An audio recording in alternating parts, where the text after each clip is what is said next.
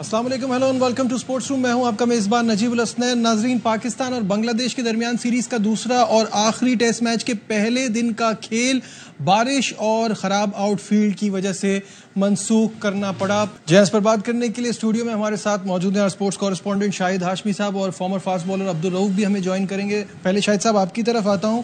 बारिश ने एक दिन ज़ाया कर दिया, अब बचे हैं 4 दिन और इन 4 दिन में भी बारिश रहेगी इस खेल का हिस्सा। तो पाकिस्तान सीरीज बचा पाएगा? बहुत मुश्किल है, लेकिन आप कोशिश करें।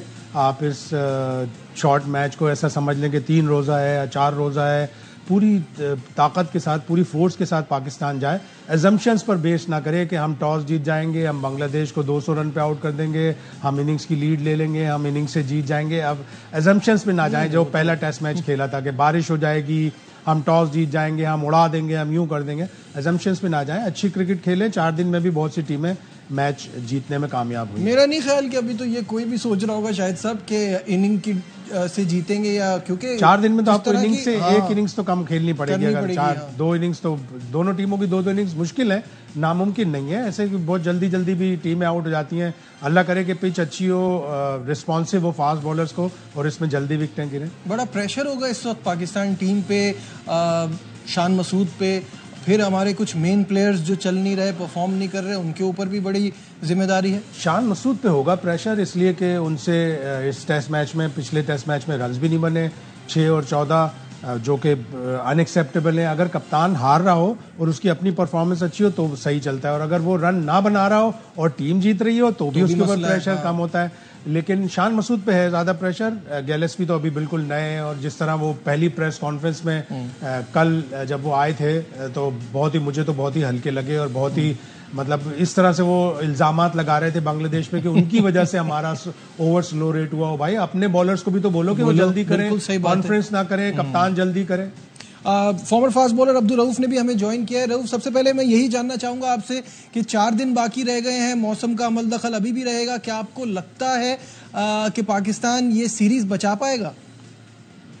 देखिए, मेरा नहीं ख्याल कि पाकिस्तान ये सीरीज बचा पाएगा, और अगर पूरा ये टेस्ट मैच हो भी जाता तो मुझे नहीं नजर आ रहा है कि पाकिस्तान इसमें कुछ खातिर खा बेनिफिट्स ले सकता है। क्योंकि आप देखें कि बांग्लादेश ने आपका जो पहला टेस्ट मैच है उसने एक कंप्रीहेंसिव मार्जिन से 10 विकेटों से शिकस्त दी है, और एक टीम अगर आपको आपके होम ग्राउंड में 10 विकेटों से शिकस्त दे रही है तो फिर मेरा नहीं ख्याल कि आप दूसरे टेस्ट में कुछ अपनी होम टीम से कोई बेहतरी की एक्सपेक्टेशन कर सकते हैं। फिर जब आपका जो कॉन्फिडेंस लेवल है बिल्कुल शटर हो चुका है, आपके जो बॉलर्स हैं उनकी बॉडी लैंग्वेज बिल्कुल गिर चुकी है, आपको दूसरी या तीसरी नई बॉल मिली और उसके बाद आपके जितने भी बॉलर्स थे उनके जो एक्शन थे बिल्कुल खुलकर सामने आ गए, और लग रहा था कि इन्होंने कभी टेस्ट क्रिकेट खेली ही नहीं है, ना फर्स्ट क्लास क्रिकेट खेली है। यही वजह कि आपको जो आपका प्रीमियर फास्ट बॉलर था शाहीन अफरीदी, उसको भी ड्रॉप करना पड़ा। और जब आप अपने मोस्ट प्रीमियर फास्ट बॉलर को ड्रॉप करें तो इसका मतलब है कि आप बहुत ज्यादा बैकफुट पर जा चुके हैं।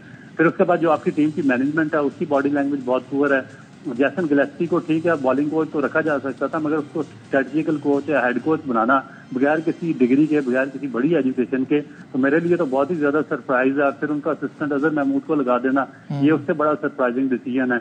और फिर जो आपका कैप्टन है शान मसूद, उनका 24 इनिंग में फेलियर है, 24 इनिंग में सिर्फ 2 उनकी 50 है ऑस्ट्रेलिया में। इसके अलावा उनकी एवरेज 13 या 14 रन की बिल्कुल मामूली एवरेज है। फिर जो आपके मेन बैट्समैन बाबर आजम है, वो पिछले 10 या 11 इनिंग में वो एक भी 50 रन स्कोर नहीं कर सके। तो इन हालात में आप कैसे एक्सपेक्ट कर सकते थे? ठीक है रऊफ, एक एक करके इन चीजों पे आते हैं। जो सारे पॉइंटर्स आपने दिए हैं, तो शाहिद साहब से अभी बात हो रही थी, शान के ऊपर काफी प्रेशर होगा। आपने खुद ही उसको बड़ा अच्छी तरह से एक्सप्लेन कर दिया कि वो खुद परफॉर्म नहीं कर पा रहे एक अरसे से, और बाबर की कप्तानी को लेके हम बहुत बात कर रहे थे कि उनकी कप्तानी ठीक नहीं है, तो शान की कप्तानी ने भी बड़ा डिसअपॉइंट किया है। कैसा देखते हैं? जी बिल्कुल, और मेरा ख्याल है कि जब आप बिला सोचे समझे, बगैर विजन के और बगैर किसी आप प्लानिंग के इस तरह के डिसीजन लेंगे तो फिर इसका एंड रिजल्ट यही निकलेगा। आप नहीं देख रहे कि आपके जो प्लेयर हैं उनकी जो टेस्ट क्रिकेट में परफॉर्मेंस बिल्कुल डिक्लाइन है। 13 या 14 या 15 रन की एवरेज है, आप उठाकर उनको कैप्टन बना देते हैं, फिर आपके पास रिप्लेसमेंट प्लान नहीं है। और सबसे बड़ा प्रॉब्लम ये है कि फिर आप बार बार पूरा पाकिस्तान इसी चीज पे लगा कि बाबर आजम को एक हल्का कहते हैं कि कैप्टनसी दे देनी चाहिए, दूसरा कहता है कि उसको कैप्टनसी नहीं देनी चाहिए। भाई ये तो पाकिस्तान क्रिकेट बोर्ड का काम है ना कि उसको कैप्टनसी देता है या नहीं देता।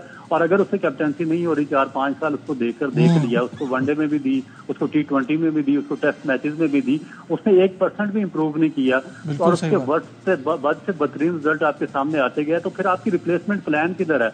ना आपके पास ओपनर का रिप्लेसमेंट है, ना मिडिल ऑर्डर का रिप्लेसमेंट है, ना आपके पास विकेट कीपर का रिप्लेसमेंट है। अब देखें कि शर्म आनी चाहिए कि आपको दोबारा सरफराज अहमद को रखना पड़ रहा है 36 साल की एज में रिजवान की रिप्लेसमेंट पे। आप पिछले 20 साल में कोई विकेट कीपर ही डेवलप नहीं कर सके, ना कैप्टन डेवलप कर सके हैं, ना आपके पास फास्ट बॉलर्स की लाट है, ना आपके पास कोई स्पिनर है जिसको आप अपनी होम सीरीज में उसको एडजस्ट कर सकें।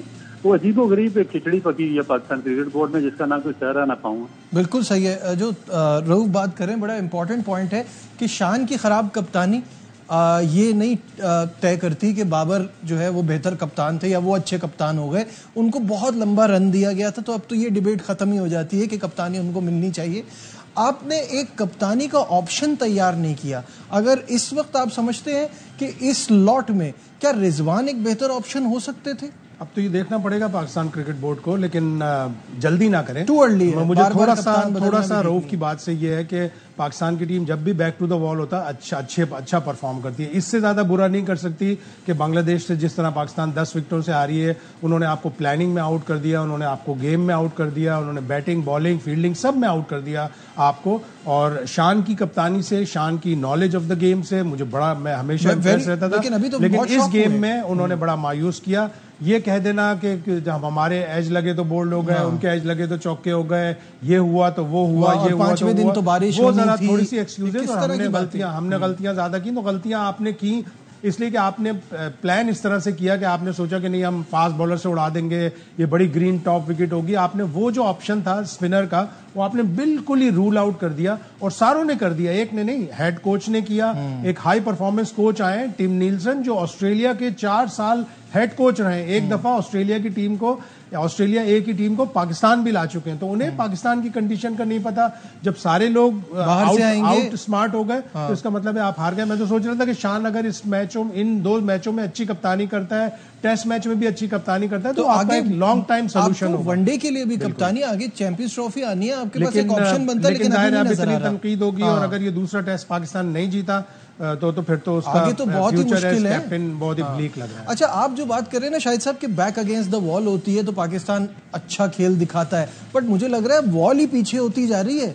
क्योंकि पहले आप वर्ल्ड कप में हारे जिम्बाब्वे से, फिर वनडे वर्ल्ड कप में हारे अफगानिस्तान से, फिर अब आप हारे USA से, अब आप टेस्ट में हार रहे हैं बांग्लादेश से। दीवार पीछे जा रही है, हम आगे नहीं आ रहे। ये बात बिल्कुल सही है कि दीवार पीछे जा रही है, लेकिन कोशिश करनी चाहिए। और एक इससे बड़ा अब आपको नुकसान नहीं हो सकता कि आप बांग्लादेश से हार गए। आप कोशिश करें कि अपनी परफॉर्मेंस लिफ्ट करें। सऊद शकील 1 इनिंग में रन बनाए, 1 इनिंग में रन नहीं बनाए। साइम अयूब 1 इनिंग में रन बनाए, 1 इनिंग में रन नहीं बनाए। अब्दुल्ला शफीक पे मुझे हैरानी होती है, 44-42 का एवरेज है, और उसने 2 दफा श्रीलंका में 500 बॉलें खेलकर प्रूव किया है कि वो विकेट पर स्टे करना जानता है। एक सेशन नहीं स्टैंड कर सकी पाकिस्तान की टीम। अब्दुल्ला शफीक इस तरह का शॉट मारकर 37 रन पर आउट हुए कि मैं अगर होता कोच या मैं रिकमेंड करता तो मैं या तो $1000 जुर्माना आयद करता, या मैं उन्हें एक टेस्ट मैच से निकालता कि आपको इस गंदे शॉट की वजह से, जबकि आपके पास एक्सपीरियंस है। 200 आपने श्रीलंका में किया हुआ है, आपने 500 बॉलें खेलकर 160 नॉट आउट करके पाकिस्तान को टेस्ट मैच जिताया हुआ है। उसके बाद आप पीछे जा रहे हैं, तो ये कोई हल नहीं। रऊफ, यही वाली बात आपसे भी पूछना चाहूंगा। बैटिंग जो पाकिस्तान की चल रही है जिस तरह से, ऑल्दो मुझे लगता है कि आप पहला टेस्ट मैच तो अपनी बॉलिंग की वजह से हारे थे जब आपने 565 रन बनवा लिए, लेकिन आपकी बैटिंग एक बहुत बड़ा इशू चल रहा है कि कोई भी प्लेयर आपका ऐसा नहीं है जिसको आप रिलायबल कह सकें। आपका main player Babar Azam struggle कर रहे हैं, और अब हम तो ये बार बार सुनते हैं अकेला बाबर क्या कर सकता है। कभी हमने एक दूसरी टीम में तो किसी बड़े प्लेयर से ऐसे जुमले नहीं सुने, या उनके फैंस ने ऐसी बातें नहीं की कि अकेला क्या कर सकता है, अकेला रन कर सकता है। क्या कहेंगे? देखिए, जब आपकी जो हाई मैनेजमेंट है पाकिस्तान क्रिकेट बोर्ड चलाने वाले, उनमें विजन नहीं होगा, उनमें कैपेसिटी नहीं होगी, और उनमें कोई कॉम्पिटेंसी नहीं होगी, तो फिर इस तरह के डिसीजन आते हैं। आप सारा कुछ प्लेयर्स पर नहीं छोड़ सकते।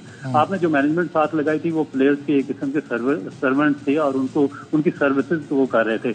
यही वजह है कि वो बैकअप प्लान को तैयार ही नहीं कर सके, ना किसी की रिप्लेसमेंट बना सके। आप दुनिया के जितने भी क्रिकेट बोर्ड निकालें जो स्ट्रॉन्ग क्रिकेट बोर्ड है, एक तो उनको डोमेस्टिक क्रिकेट बहुत स्ट्रांगली फंक्शन कर रहा है और वो बार बार चेंज नहीं होता। यहाँ पर इसको बार बार उखाड़ पछाड़ कर उसको बिल्कुल तबाह कर दिया गया।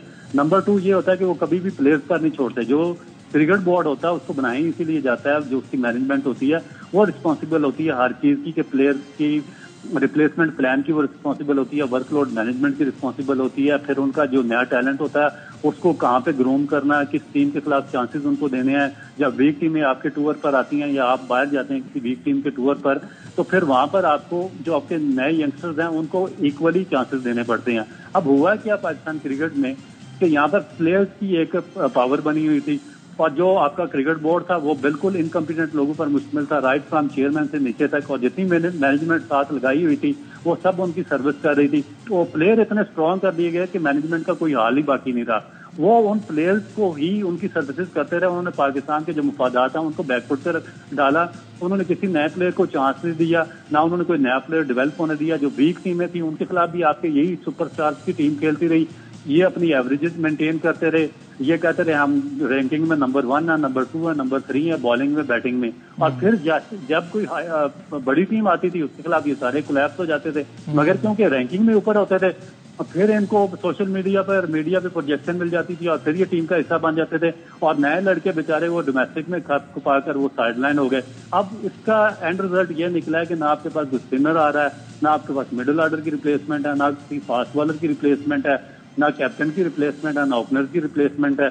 तो फिर ये जो क्रिकेट बोर्ड में इनकम्पिटेंसी है ये फिर मौका फराहम करती है कि आप पर्सनल एजेंडा या बेनिफिट्स हैं उनको सामने रख के आप मुल्की मुफादात को शदीद नुकसान पहुंचे। और बिल्कुल रियली ये पाकिस्तान क्रिकेट में चल रहा है। बिल्कुल जो भी प्लेयर्स हैं, मैं रऊफ की इस बात से मुकम्मल तौर पर इत्तेफाक भी करता हूं, लेकिन साथ ही साथ ये नहीं है डोमेस्टिक क्रिकेट के जो अच्छे परफॉर्मर हैं आपने उन्हें कभी डेवलप नहीं किया। Ali Usman left arm spinner 2-3 season पहले वो टॉप विकेट टेकर था। जाहिद महमूद रेगुलर विकेटें लेता है, उसको 2-3 टेस्ट मैचों में मार पड़ी, आपने उसको डिस्कार्ड कर दिया। साजिद खान जो बांग्लादेश के टॉप 6 हैं उनमें 5 लेफ्ट हैंडर हैं, वो बांग्लादेश में जाके आउट भी करके आया। एक टेस्ट मैच में उसने 12 आउट किए, एक टेस्ट मैच में उसने 4 आउट किए।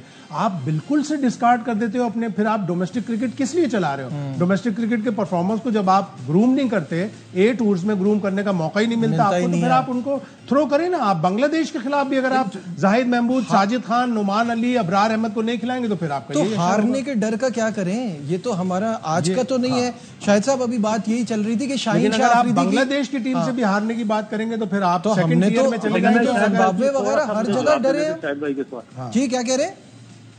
मैं शायद भाई कि ये जिन्होंने बड़ी अच्छी बात की है, बहुत ही वैलिड पॉइंट उठाया कि हमारे पास ये अली उस्मान वगैरह, ये अबरार और असगर वगैरह, उसके बाद और 5-6 बड़े अच्छे स्पिनर्स आए डोमेस्टिक में। एक टूर पर ले जाते हैं 2 टूर पर काशिफ भट्टी को ले गए, उसको निकाल दिया। वो कब से आउट कर रहा है? मैं आपको बताऊं इसकी शायद भाई असल वजह मैं आपको बताता हूँ ना। फिर मैं सबसे बेसिक चीज यही करता हूँ कि पर्सनल इंटरेस्ट नहीं होने चाहिए, बेनिफिट्स तो आप ये बेनिफिट्स नहीं होने चाहिए पर्सनल कि आप अपना कोई रिश्तेदार है या आपका कोई अपना रिलेटिव है, आप उसको ओब्लाइज करने के लिए पाकिस्तान के 8-10 बच्चों का जो टैलेंट का कत्लेआम कर दें। उसके बाद फिर ये होता है कि आप शादाब खान को ओब्लाइज करते रहे, जो आपके स्पिन बॉलर डिपार्टमेंट यहाँ पे चला रहे थे हाई परफॉर्मेंस सेंटर में, वो सिर्फ और सिर्फ शादाब खान और 1-2 बच्चों को ओब्लाइज करते रहे जो उनके रिलेटिव थे। और जितने पाकिस्तान में हाईली टैलेंटेड बच्चे आए उन सबको उन्होंने यकसर सिस्टम से आउट कर दिया। किसी को एक मैच खिलाया, किसी को एक भी मैच नहीं खिलाया। तो फिर ये हर दफा आपको नेचुरल टैलेंट मैसर नहीं आता। जब ये साइड हो जाते हैं तो फिर इसी तरह मैं इसीलिए बार बार कहता हूं कि नेपोटिज्म का खात्मा करना चाहिए और ऐसे लोगों को पाकिस्तान क्रिकेट बोर्ड के नजदीक भी नहीं आने देना चाहिए जिनके रिलेटिव या रिश्तेदार या कोई भी।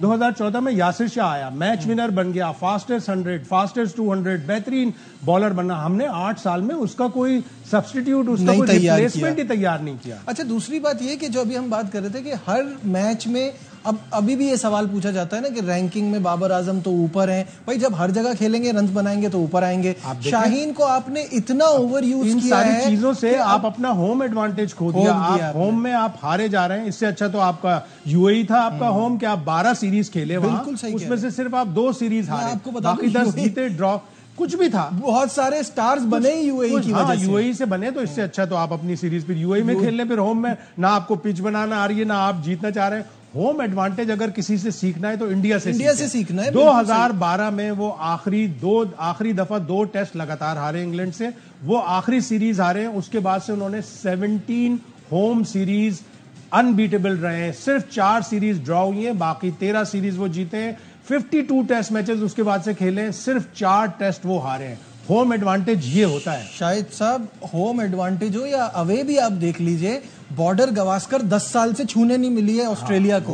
और जिस तरह सीरीज ऑस्ट्रेलिया में जीते और उनका अल्टीमेट गोल है कि वो साउथ अफ्रीका में जाके सीरीज, जी बिल्कुल ऐसा ही है। तो और क्या सीखना पड़ेगा अब आप देखिए, पिछले 10 साल में उनकी इंडिया की क्रिकेट यूं गई है और हमारी क्रिकेट यूं गई। और रऊफ भी इस बात से अग्री करेंगे कि वो अपनी डोमेस्टिक क्रिकेट को इंपॉर्टेंस देते हैं। अभी जो दिलीप ट्रॉफी चल रही है, वो जब सारे खेलेंगे, 3-4 प्लेयर्स का वो है जो इंजरी की जिनका खतरा रहता है, otherwise everybody has to play. हमारे यहाँ कितने खेलते हैं?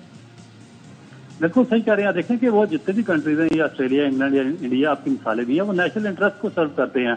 आपने उनके 2 देखे, शहरियार आयर और एक और प्लेयर थे, वो उन्होंने डोमेस्टिक को वायलेट किया, उन्होंने खेले तो उन्होंने उनका सेंट्रल कॉन्ट्रैक्ट कैंसिल कर दिया। अब यहाँ पर आप क्या करते हैं कि आपकी एवरेजेस क्यों आप आईसीसी रैंकिंग में इसलिए नंबर 1 होते हैं कि बांग्लादेश के खिलाफ भी आप खेलते हैं, जिम्बाब्वे के खिलाफ भी आप खेल रहे होते हैं, कीनिया के खिलाफ भी आप खेल रहे होते हैं, नेपाल के खिलाफ भी आप खेल रहे होते हैं। और जो पाकिस्तान क्रिकेट बोर्ड की मैनेजमेंट या थिंक टैंक, जिसको करोड़ों रुपया पाकिस्तान क्रिकेट बोर्ड जिसको इन्वेस्ट करता है कि क्रिकेट के मुफाद के लिए, पाकिस्तान के नेशनल इंटरेस्ट के मुफाद के लिए, पाकिस्तान की क्रिकेट की बेनिफिट्स के लिए, वो सिर्फ चंद प्लेयर्स के नौकर बन जाते हैं और उनको सर्विसेज देते हैं और उनके पर्सनल इंटरेस्ट और बेनिफिट्स को वो सामने रखते हैं, उनको ओब्लाइज करते रहते हैं हर वीक टीम के खिलाफ। और वो जो नया टैलेंट होता है उसको तबाह बर्बाद कर देते हैं, उसका रास्ता रोकते हैं।